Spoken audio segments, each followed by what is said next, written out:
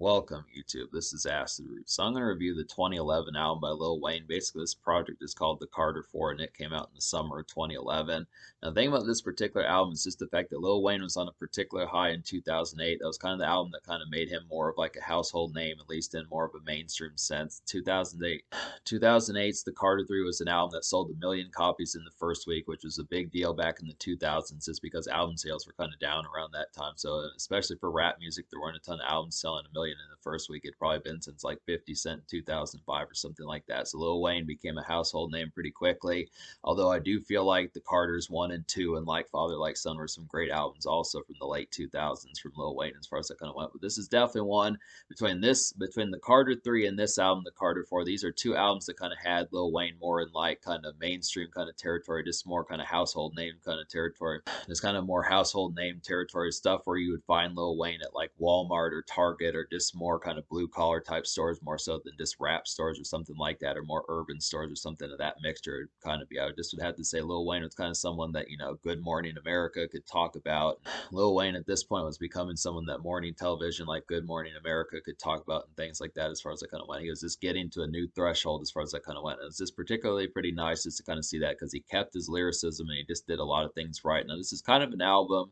Some folks say that this album is not as good as the Carters 2 and 3, but I definitely have to say it's a pretty rock solid album. I'm definitely going to have to say it's definitely going to get a pretty rave score. And I was surprised. Originally, I thought I was going to give this album like a 7 or an 8. Originally, I thought I was going to give this album like a 7 or an 8 out of 10, something like that, a lower score than the Carter 3. But this is actually going to get a pretty hoisted and high score, I'd have to say. It's a good concept to kind of get that. But this is an album that almost sold 1 million copies. This is an album that almost sold 1 million copies in its first week, like over 950,000 as far as that kind of went. Just a good concept to kind of get that up there with the Carter 3 in terms of sales. And Lil Wayne just continued his streak of like a high quality pitch as far as that kind of went. And this is basically one of his biggest albums. I just would have to say, had 6 singles on here, had a ton of hits, definitely, and just charted a whole bunch. He had Drake to help him out. Drake was booming around this time, so he definitely was doing things right. There's just a good concept. Young Money was still left over that were doing well. Lil Wayne was still doing like high lyrical barbs as far as that kind of went. He was still kind of in his Lil Wayne was still kind of in like his sheer prime as far as that kind of went. So there's just a ton of stuff to really talk about. I would have to say that this is a 2010s rap era classic as far as that kind of goes. Definitely some good highlights on here. Just an overall highlighted type sense that just does a lot of things right and continues the Carter's legacy as far as these hit albums. And it got him out of the late 2000s fair. This is not as much of like a Dirty South album, I'd have to say. Definitely has more This album definitely has more boisterous kind of affairs as far as that kind of goes, but we'll get to that and we'll kind of talk about it so you can see what I'm talking about. So the 6 singles on this particular album, the first single is 6 foot 7 foot. 6 foot 7 foot's a pretty pounding night out blazer, I'd have to say. This is like lyrical carnage, definitely I would have to suppose. And it's just a hitting loud. The song is just a hitting, loud, riled up time, I would definitely have to suppose. And it's just a good get turned kind of song, I would have to say. So it's just the concept of seeing this one, particularly kind of a visceral kind of beat, particularly kind of in a visceral kind of beat as far as I kind of have. It's just a very glowing and glaring type one that just hits extremely well. I just would have to say just a nice one. Corey Guns does a great job on here also. This is just a very kind of highlighted one, probably one of the best songs on the album in terms of overall sheer energy and just overall lyrical barbs and just overall this sheer impact and this monolith type feel, I would have to say. Just a great debut single for the album, I would have to say, and just an overall great lead single to kind of have for an album overall in the 2010s, I'd have to say. So it's just some good concepts. John is the second single, and this features Rick Ross on there. This is definitely kind of a glitzy, kind of electric revamp of I'm Not a Star by Rick Ross off of his Teflon Don album. Definitely a good highlight to kind of get that one. Rick Ross and Lil Wayne completely tear up this song with the lyrics and energy and overall feel of it. This is definitely kind of a drill song in a more electronic sense, I'd have to say. Just a good glowing kind of one that just hits pretty damn heavily, I'd have to suppose. Just an overall nice highlight to kind of have. Just a great 1-2 punch for like the singles as far as that kind of goes. These are just some both kind of pounding kind of hits as far as that kind of happens. Some real nice ones going to have as far as those records kind of go. Just some sheer energy that just has the lyrical barbs on here and just overall this impact that just hits pretty damn heavily. I just have to say definitely two impactful tunes out of the 2010s, shaping up the kind of kicking off the Carter 4 just right as far as that kind of goes, I'd have to say. So the third single was How to Love, and this is kind of a makeshift type song, but this came out in the spring of 2011. This is definitely a different pitch for Lil Wayne, I would have to say. This is kind of a steady, kind of vanilla makeshift commute of a song, I'd have to say, and this is just a new vibe for Lil Wayne overall. This is definitely like a good pop rap tune, I would have to say. And it's just so How to Love is a nice gem. This is just an overall different pitch for Lil Wayne as far as I kind of have. This is definitely something I would have expected out of Drake. He could have nailed that particular style quite well, but Lil Wayne does it extremely well. He sings throughout this song. It's just kind of a more pop rap type tune, something you expect out of Nelly or Flo Rida or something like that. But Lil Wayne just nails it and actually has good melodies and stuff like that on here to just have like this emphasis. I could definitely stand to see more songs from Lil Wayne like this. I would have to say this is kind of an abstract and kind of offshoot of a song, but we could definitely stand to see a sequel or something similar to this. Definitely stand to see a sequel or something similar to this particular type song as far as like gonna happens. It's a great song. She Will is the fourth single, and this has Drake on the hook. This is definitely kind of a glowing nightclub haze of a song. I'd have to say it's got a great Drake hook on there. Definitely Drake completely nailed this one. He was coming off of his "I'm On One" pitch that he did with DJ Khaled. I'd have to say that's some good pitches. Drake had some really killer hooks in like 2011. Drake had some really killer hooks in 2011. This is definitely like a ladies' dance bop. I'd have to say, great song, definite good song for the ladies to dance and twerk to as far as that kind of happens. This is definitely kind of a regular routine night out fare. I'd have to say, and just an overall good highlight. So this is She Will is just an overall good night flash, just an overall emphasized type tune that just hits pretty heavily. I'd have to say, so that's a nice one. It's Good is the fifth single, and I didn't really care for this song that much. This is one of the few songs I didn't wholesomely recommend on here. It's Good is one of the few reasons why this album's not going to get a 10 out of 10. I'd have to say it's just got a poor production on there, and just wasn't a very engaging listen as far as I kind of went. That's too bad because it had Jadakiss and Drake dropping stellar verses on here, and of course Lil Wayne as far as I kind of went, but it just didn't do a good composition of how to do it. I'd have to say just didn't really have an engaging much of a listen. This was not that compelling. And then Mirror was the sixth single. I would definitely have to say this is a nice one on here. Definitely enjoyed this one. Has Bruno Mars on the hook. This is a very sobering, kind of reflective makeshift tune. I'd have to say it's similar to How to Love. The song is similar in composition to How to Love, just the format and overall orientation and marketing as to how that song kind of went is similar to How to Love. And I would have to say this is just kind of a workaday and productive crossover type hit. I would definitely feel like Bruno Mars does an excellent job with this. It's just kind of an introspective and kind of ruminating type tune, just very reflective as far as that kind of happens and that type of stuff. Just Lil Wayne did a good job with this. Just more, just very sober, and I'd have to say, just the concept of just looking in the mirror and that type of stuff, just facing problems and that sort of concept as far as that kind of goes, just looking at the concept of it. It's really kind of, I mean, this is definitely one that could be blue collar, just something before going to work, something like that, just a standard kind of day to day type fare. This one's just standard regular day type fare, just kind of blue collar sense and white collar sense as far as I kind of have. It's just same sort of pitch as How to Love, I'd have to say. These are just some nice ones. This is kind of the example of Lil Wayne being in a more makeshift and kind of mainstream type of appeal as far as I kind of have. So these are some good ones. He doesn't sell out or anything. So, but yeah, to talk about the rest of this album, so I'm reviewing the complete edition. Spotify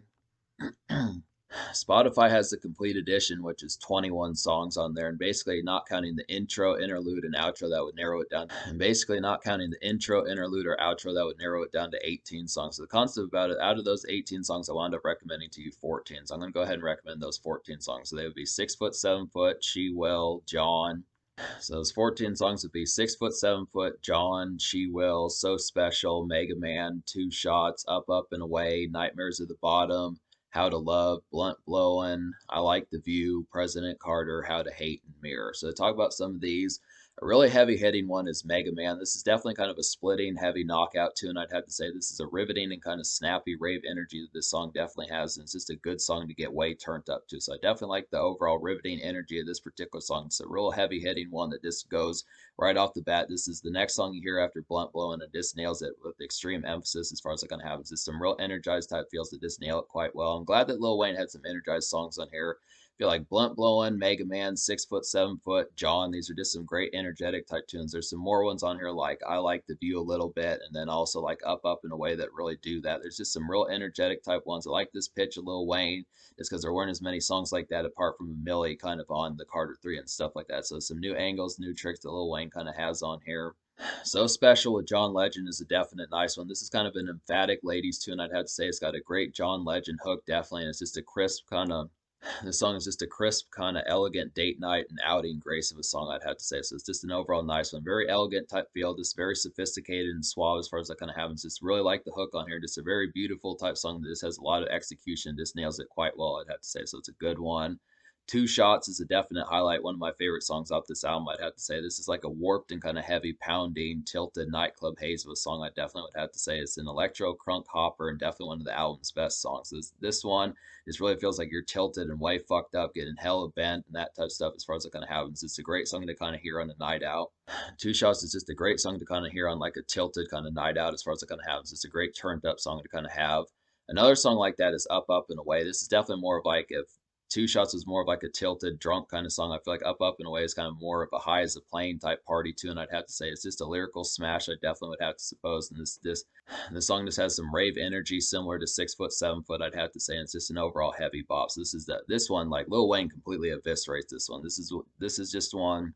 Up and Away is just one where Lil Wayne completely goes in and just annihilates this particular song. These are definitely some good gems on here. And the thing about Lil Wayne on this particular album, The Carter 4, is he's pretty sheerly lyrical on this particular project. If you liked him on The Carter 3 and like that kind of lyrical fare, he does even better on this particular one. This is prime era Lil Wayne. This is complete when he was Barbed Wire and that type of stuff. Not to say he isn't Barbed Wire later, but this is just where he was just real airtight with some of these type moments and just nailed them time and time and just nailed them time and time again as far as that kind of happens, just the concept of it. Kind of a differential highlight on here would be Nightmares at the Bottom. This is kind of a steady round the house ruminating type tune. I would have to say it's just a basic kind of simple day vibes that this song particularly kind of gives. And it's just kind of a standard hit. This has such a basic kind of piano beat on here, just really kind of steadfast and just relatively vanilla and basic as far as it kind of happens. Just a standard kind of album cut, but it just hits so well. It's just a nice one. It's kind of an extra personality twist to Lil Wayne as far as that kind of goes. So it's just kind of a good highlight. Not really a night out song or really sociable kind of song, just kind of a ruminating tune. Nightmares at the Bottom is just an easy kind of basic kind of vanilla type tune just to kind of have this just a simple kind of listen and it just hits pretty heavily as it does it. So that's a nice one. Another good highlight on here is Blunt Blowin'. This is definitely a dramatic and kind of emphatic kind of album kickoff to kind of have. I'd have to say this is a good sequel to Three-Peat off the Carter 3. I definitely have to say just a great intro song to kind of have. Really like the beat on here, just a real electro type beat that works pretty damn well. And it's just an overall nice feeling. This is just kind of an accomplished mood that this song particularly kind of has, and it's just an overall nice bop. I'd have to say this a good highlight. The song's just a good highlight as far as that kind of happens. I Like the View is another nice one. This is a very much elegant night craze of a song, definitely, and this is just some quick times and lively kind of mid-jarring feel that this song particularly kind of has, and it just reminds me of Jay-Z, something that he would have done in the 2010s as far as that kind of happens, and it's just another kind of nice and I Like the View is just another nice highlight, definitely. A surprising one on here is President Carter. This is definitely kind of a moody, stellar album cut. I definitely would have to say this is just some lyrical fire, definitely. It's just a daunting. The song just has a daunting feel about it, but the emphasis is nailed extremely well, I'd have to say. So it's just a good highlight, another good album cut, kind of similar to Nightmares at the Bottom. Just some extra personality twist from Lil Wayne as far as that kind of happens. It's a good extra barb to kind of have as far as that kind of goes. Once again, not a night out or house party song as far as that kind of happens, but just an overall good highlight, I'd have to say. And then I would have to say that How to Hate is another highlight on here. This has T-Pain on here to kind of back Lil Wayne up as far as that kind of happens. This is just vintage Wayne and T-Pain vibes as far as that kind of goes. Definitely a good stock highlight from them as far as that kind of happens. This just feels like the album's most retro song, I'd have to say. Just overall retro feels for it. This really has some Carter 3 feels, definitely. This really feels like ripped out of 2008, something like that. And it's just an overall dope song, I'd have to say. So it's just a nice one. Really takes me back to 2008, the Carter 3 type vibes, songs like Got Money and some of those type moments. Or the song that T-Pain did off of his 2008 album. I forget what that one's called, but T-Pain's first single off of that album, Three Rings. That's kind of the concept about it. So me basically recommending 14 out of 18 songs on this particular album. I'm going to go ahead and give this album like a 9.5 out of 10. It just missed it by like a small hair as far as I kind of have them getting a 10 out of 10 classic score. I mean, it has that many heavy hitting songs. I didn't really like the beat on Abortion that much. That was kind of a poor one. Didn't really like the beat on It's Good. Those are just kind of some lousy kind of ones that just probably should have had a little bit of adjusting, a little bit more. Those songs probably should have had a little bit more electric kind of emphasis as far as it kind of happens. Just didn't really vibe with those much. And then I would have to say, like, the Target edition has two bonus songs on here, which would be Novocaine and I Got Some Money on Me. And both these songs are just kind of paltry as far as it kind of happens. I wouldn't recommend buying the Target edition if you're trying to get those extra songs. I'd say the deluxe edition that goes up to 2 shots, or the iTunes. I'd say the deluxe edition that goes up to 18 songs, or the iTunes Deluxe that has Up, and Away on there are definitely some good choices. And compared to those albums, in terms of the 19 song and 18 song albums, as far as that kind of goes, I'd give this album a 10 out of 10 just because there's only really 2 songs I don't recommend on those standard packages. But the Novocaine and I Got Some Money on Me songs were just,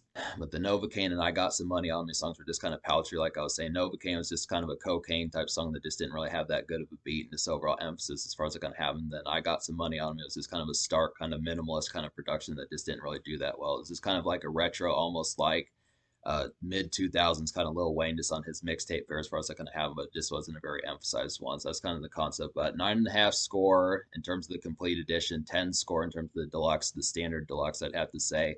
The social score, I'm going to go ahead and give a 10 out of 10 because there's just so much solid emphasis on here. It's a pretty versatile album, I'd have to say. Definitely some good emphasis as far as I kind of have them. It's great singles, great makeshift kind of songs, great night out songs, great energy, of course, great lyricism as far as that kind of goes.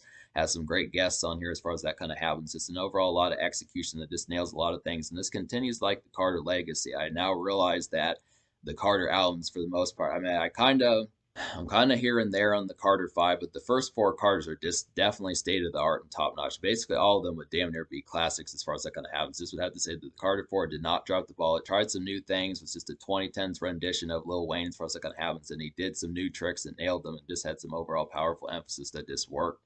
Definitely like the concept of it. So it's a new taste. If you come into this album expecting like the Carter 3, like some Dirty South type vibes, like A Million, Got Money, Lollipop, some of those type moments. It doesn't really have that, but these new tricks work pretty heavily. It's just a very relevant, this album is just a very relevant album to like the early 2010s, and it just nails it. So that's kind of the concept about it. So 10 social. In terms of the future, like Lil Wayne just dropped the Fix Before the Six mixtape back in like the fall of 2023. So that's kind of the concept there. And he's supposedly working on like the Carter 6 as far as that kind of happens. And then he dropped like a collaboration album with 2 Chainz called Welcome to Cologrove. So that's some good stuff.